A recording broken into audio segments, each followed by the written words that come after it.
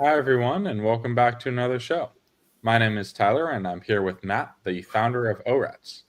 ORATS is an options analytics platform built on over 15 years of historical options data.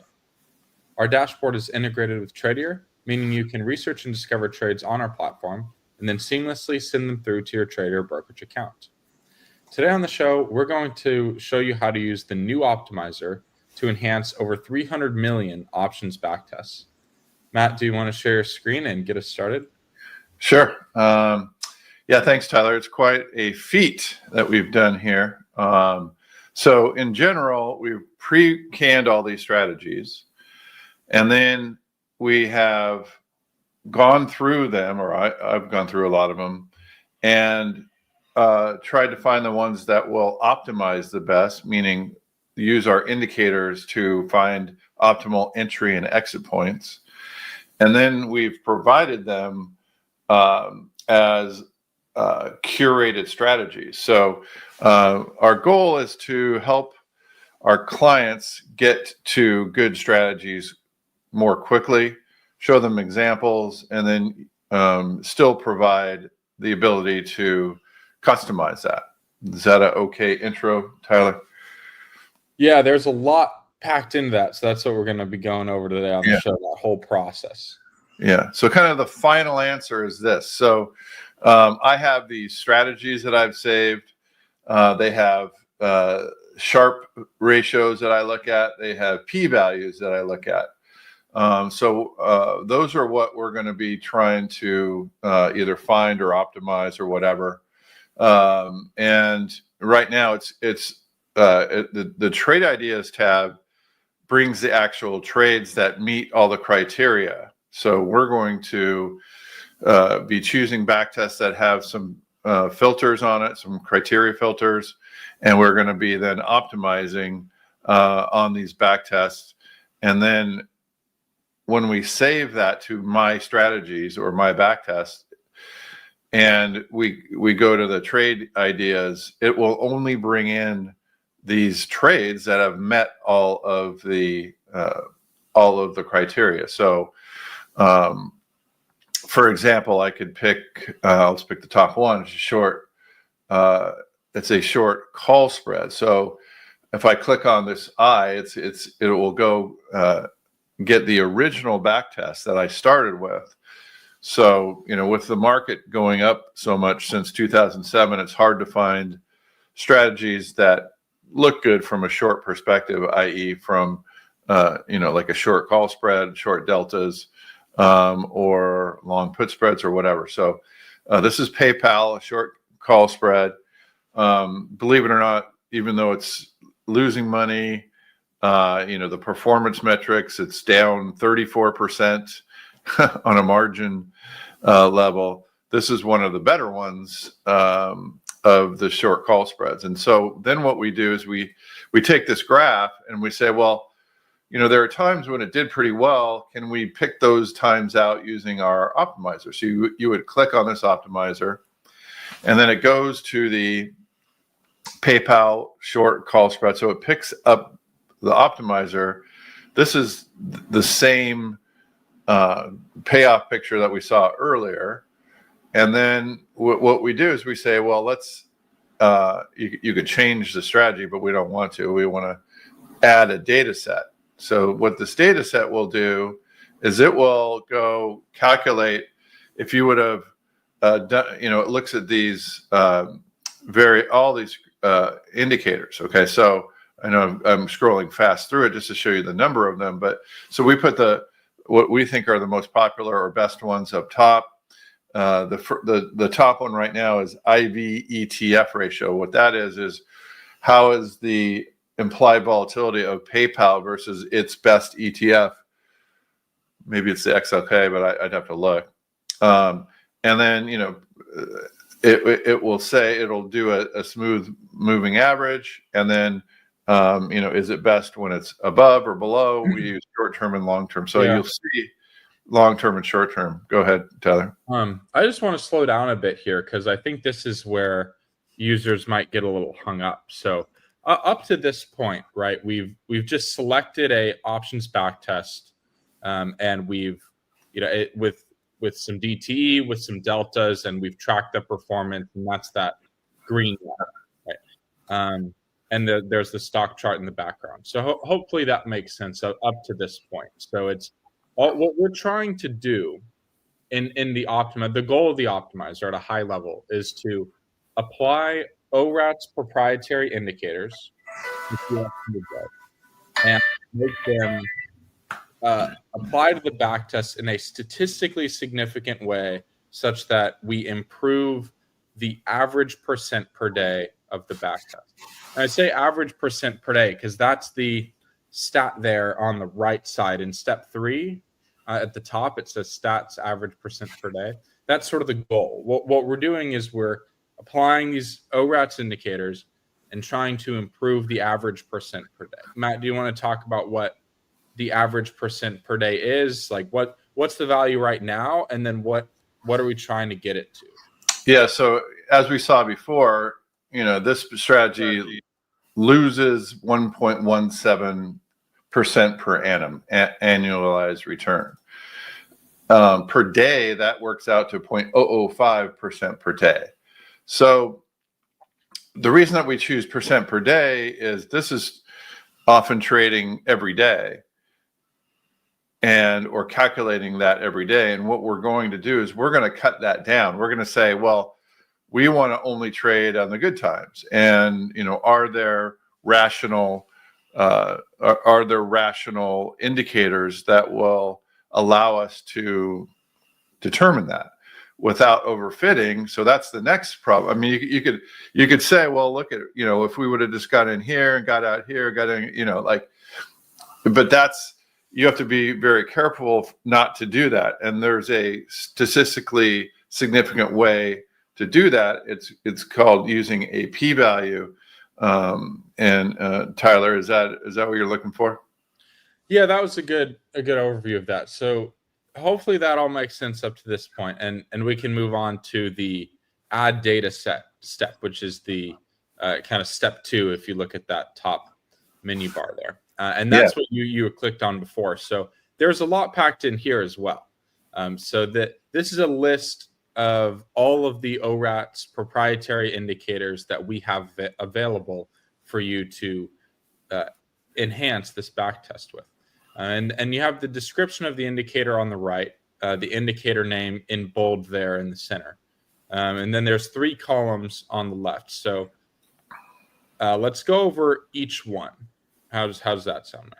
Yeah, that sounds great. So I've sorted this by p-value. You could also sort it by average day, but I think the p-value is more important because we want to try to find out not only what is a good indicator that improves our returns, but we want to make sure it's statistically significant, not overfit.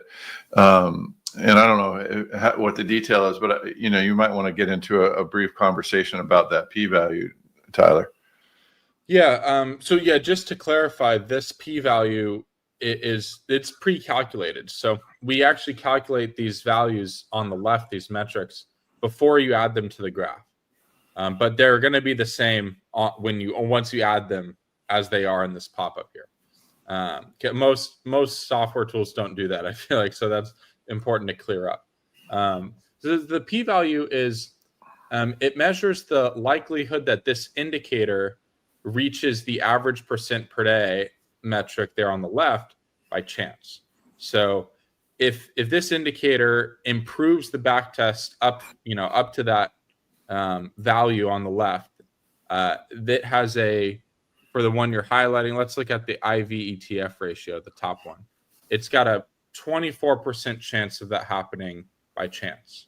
And the reason this is important is because there are millions of indicators you can use, and it can be something completely random or ridiculous. But if by chance it could improve the back test, how do you know that it's by chance? And so there's a statistical method to do this called like p-value simulations. And what we do is we run a variant of the Monte Carlo simulation method on the modified versus the original return stream.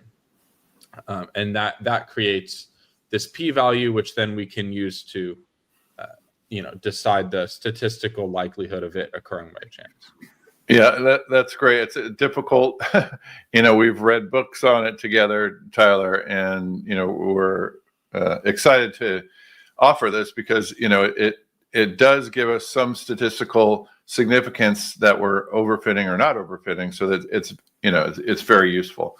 So what we do is we sort each section. So like this is the section. Oh, it comes out during this, and so we have ratios that we like. So this ratio is one of my favorites because it uses our forecast, but it doesn't really improve the daily return. If you recall, the daily return is negative 0.005 anyway. So even though this would cut things down, it doesn't really improve the results. You could start to see if it's in green, that means it does improve the results. And this improves the results quite a bit. Unfortunately, the implied R-squared, not one of the my favorite indicators, just because it's not as meaningful. It's just measuring the goodness of fit. If you were to overlay an implied volatility with the X earnings volatility. So I guess it's okay, but it's not that great.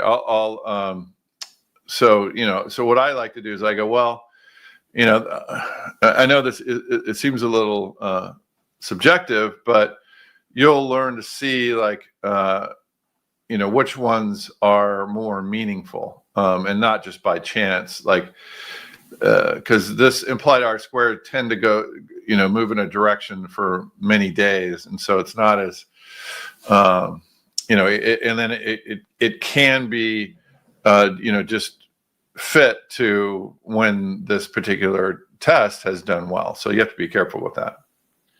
Yeah, that's a good point, Matt. I want to go over the leftmost column really quick. So it's called best technical average percent per day. And what that means is we're already telling you what it's going to show you when you add this to the chart. Or we're telling you what the modified return stream is going to look like in terms of the best average percent per day.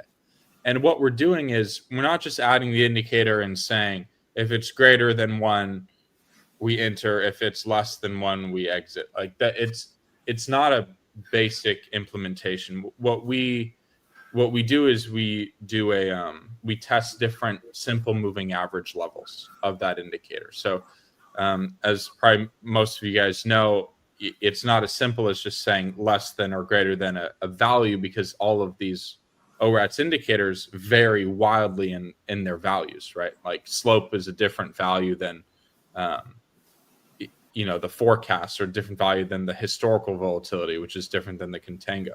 So we have to use a relative metric, and simple moving average is one of the most tried and true relative metrics out there, right? There are other ones like RSI, average true range. You can measure even the slope of the indicator, but the simple moving average, we think is a very tried and true method, and it's one that's hard to, I guess, overfit, because you're just comparing different periods, and we're only doing a short, medium, and long. We're only testing a short-term, medium-term, and long-term simple moving average. Did that make sense, Matt? Yeah, that was good. And there's a lot going on. So, and we have used these other technical indicators. Now it's going to get this is kind of advanced right now. So if your already head is spinning, don't feel free to just ignore this for a second. But so we do look at simple moving averages, and you would want to pick the best one, but we do calculate RSIs, we do calculate commodity channels, which is just another technical indicator, and Bollinger Bands. But we found that the SMA is generally the better one, and so that's why we present this one. I think it also has the least chance of negatively impacting the p-value, just because it's just such a tried and true indicator. Right. And so you could see that, okay, so then what we do is, so I've clicked on one. And what we do is we say, well, when this indicator, happens to be the vol of the volatility, when this indicator, goes up or down, so it wants the vol of the volatility to be, somewhat low, because it's green, meaning we're in the trade. And so it wants to, trade that only when, that's what it found. It tests low and high, but and then it presents the best one. So, you could tell that, like, right over here, it crossed over, so you could kind of zoom in on it. For example, lately it's fallen. And so, that's when it wants to get in. It's below here, and that's when it wants to get in. So that's interesting, that spike right there. And I wonder if you can see that. Well, that's when the August fell. Oh no, yeah. Well, in the one before, the August 22nd one, the gap. If you go back a year. Oh, that one. So the stock went up pretty rapidly there, and the vol increased a lot, and that's when we got out of it, because you would have lost all that money here. So what a neat thing to do is you could minimize this and then kind of say, okay, well, the green one is what we're going to get, and the gold one or the orange one is what, if you're in all the time. So this is saying, hey, wait a second, when the vol starts spiking, that's when you actually want a low vol to when to get into this particular trade. Very interesting. Yeah, I mean, sometimes you get out when you're not supposed to, but PayPal is one of those that it gets volatile on the upside too. So that's probably why it's a short call spread. And so a lot of you might be thinking, like, well, like, this could be completely random, right? Like the vol, what the heck is that, right? But yeah, the p-value in this case is 0.07. It's kind of hovering around there. So that means that this indicator only has a 7% chance of impacting the strategy positively in a random way. So what it's saying is it's pretty likely that it's an actually good indicator. Yeah. And you want to find ones that make sense too. Like, why is this making sense? Well, when it gets very volatile, that's often happens, in PayPal on the upside, and this is a short call spread, short delta. So that's when you don't want to be in it. You want to be in this when the vol is falling, and this call spread, the short call spread, is pretty far out of the money. 16 deltas out of 50 days. That's far out of the money. So you don't want anything crazy to happen, like any spikes up or down. So that's when this strategy works the best, Tyler. Yeah, very interesting. Yeah. All right. So, like, what we've done, let's just review a little bit. We've found a back test. We've clicked on optimize. We've come to here. We've downloaded the data sets, and now we could even add another one. So we have one. While we're hot, let's just add another one. So again, I like to sort it on p-value and see the improvement. So this is using price. ATMIV is at the time that we calculated the implied volatility, which is what you want to use. Here's one that's 3 that is at that increases it quite a bit to 9. The problem with using more and more is that we're going to be losing days, meaning right now it's about 50% of the days when we click on one of these. So I'm going to use, I like this one, ETF slope ratio. So a slope's important for on this particular trade because it's so far out of the money that slope will affect it. If you don't know what that means, then you could check out some of our other shows. But it's the put call slope. So this is this is one that's very far out of the money and pretty wide. So the slope is going to affect it. So I'm happy using this one. And so now we have a lower p-value of 3. We have a positive expected return, 0.009.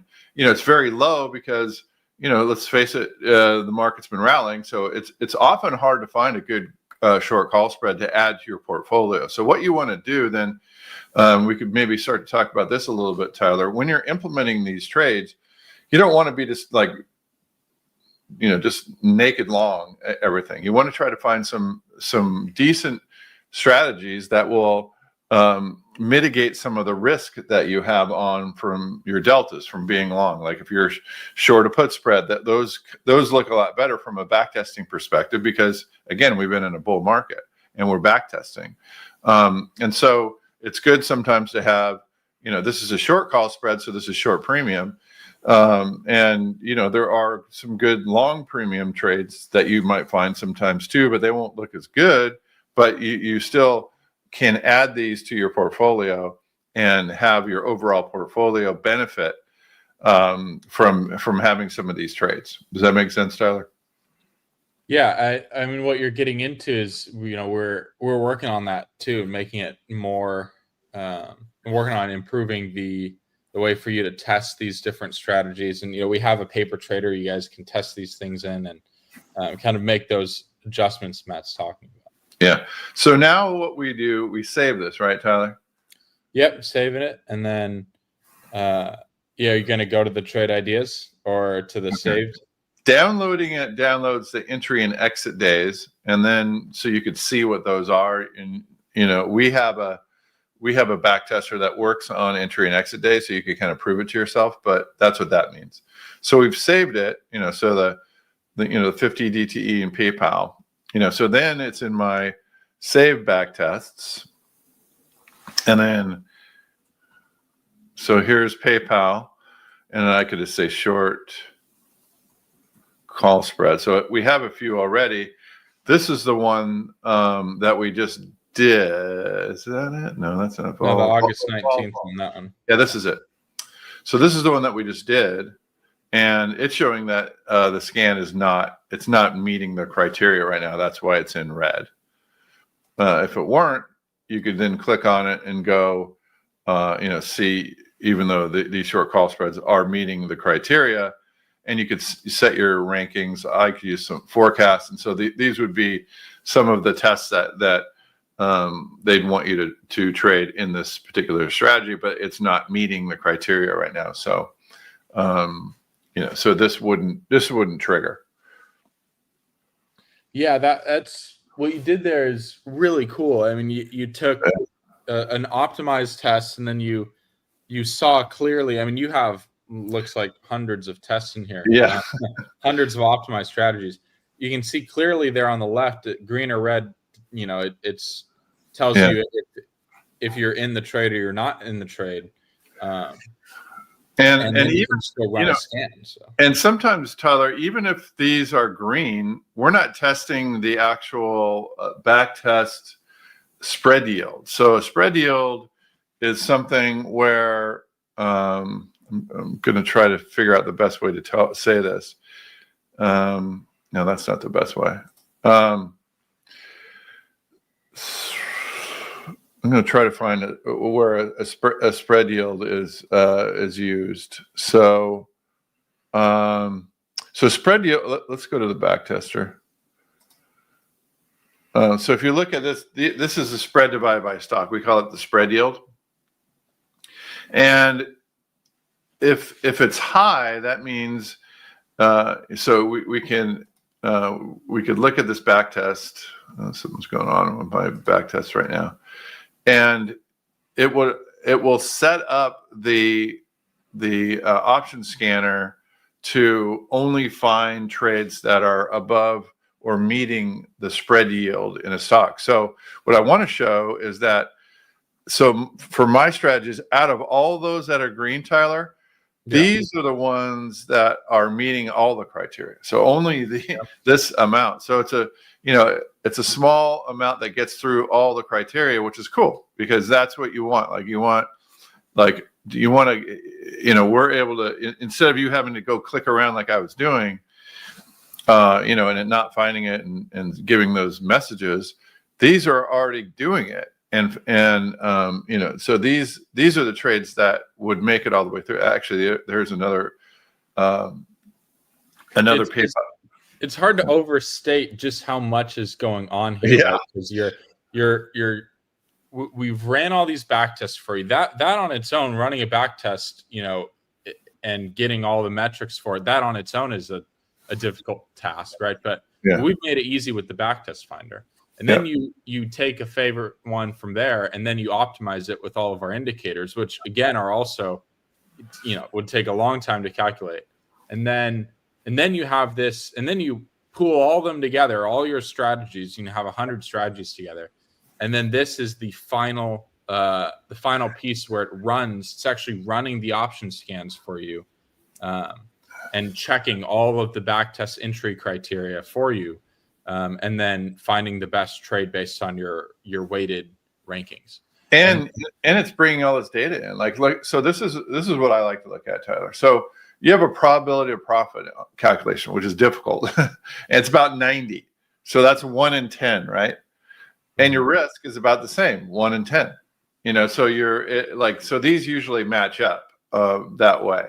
If you have and what you want to find is a high probability, and so this one would probably be the least risky. This kind of looks like the better one from a risk return versus probability of profit. So I do that sometimes, when I'm trying to find like a good strategy. This one only has a 7% chance of happening, but you get a 25.5 to 1 return on it. So probability versus reward risk is what it kind of is all about, Tyler.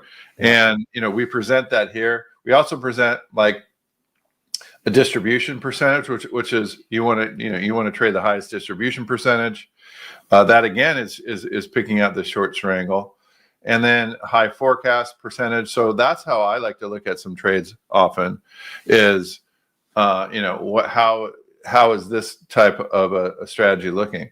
Now this is a short strangle. I never trade short naked anything. So I buy what I do with a short strangle is I buy a very wide long strangle against it. So I'm protected on units, but that happens to be the best one right now. And that's what we kind of did. We looked at we looked at pop, so you want, if you have a very high probability of profit, you can handle a high reward to risk. See, this reward to risk is higher, and you have a lower probability, so you wouldn't want to do that. And this one, this short strangle actually looks the best from a risk reward to a probability of profit. And especially compared to like this one has more risk, right, in the TLT. But so anyway, what I'm pointing out is this is a very powerful way to look at all your strategies, and this is kind of like the final answer. We do it also for curated strategies. It does take a minute to go and look because it's doing all of those things, but we provide curated strategies to get you started. But then you could go do what I've just talked about. Find a good back test that you want, see if it optimizes well, see if you have a decent p-value. If not, then you got to go to the next one. Mm-hmm.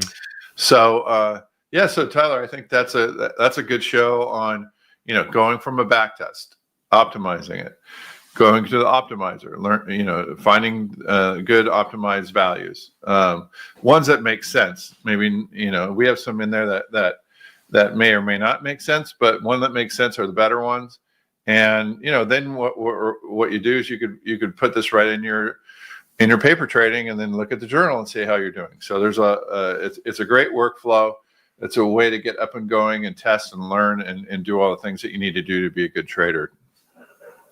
Yeah, that was great overview, Matt. There's a lot going on here, and we've built some very powerful tools, and definitely knowing how to use them is part of making them powerful. So I'd recommend also asking Auto AIs. It's built into the dashboard now. It's in the top right corner. So it's especially helpful if you have any questions about our indicators. In this sort of workflow, you're looking at things like vol of vol, like what our description is only one sentence. So what Auto will do is you can ask it about indicators. You can ask it about p-values, about the process, and things like that. And it's super helpful for this workflow. Absolutely. Yeah, nice job, Tyler, on the dashboard, and thanks for the presentation here. I think it's going to help some people. We'll make this available on the dashboard, so you could go. We have a very hefty learning area. So we have a community, we have a blog, we have a university, and all these webinars are here. You could also ask Otto, about certain things, right? You could ask it like, what is it like? Can you, any videos on that, right? Yeah. We recently linked it up to the webinars. So those webinars that you see right there on the Learn tab, it knows which ones they are and what they're about. So it should be a very, very helpful learning resource. I mean, it's a lot to take in, so we're working on making it easier, and hopefully this new workflow makes it a little bit more streamlined. Yeah, Otto's doing a great job. Look at it. It kind of went over what we just talked about. Start with the foundation strategy, browse existing backtest, create simple strategy, add intelligent indicators, and it's saying how to do that, p-values and all that. So Otto's doing well. Otto's replacing us, Tyler. Slowly but surely. Yeah, and then here are all the links, and they not only link it, they say where to go to see the certain thing. That's pretty cool. Mm-hmm. Yeah, it's very cool. All right, nice show today, Matt. If you guys have any questions, you can ask Otto, or you can email us at support@orats.com. We also have a community tab. It's in the Learn tab of the beta dashboard, and you guys can go there and ask the community questions. That's generally where you go if you're looking for strategy ideas or just questions about strategies, because we're an RIA and we can't answer a lot of stuff. So go there, go to Otto, and then watch these shows. So thanks for another great show, Matt. And thank you, Tradier, for hosting us. We'll be back again next week. Thanks, Tyler.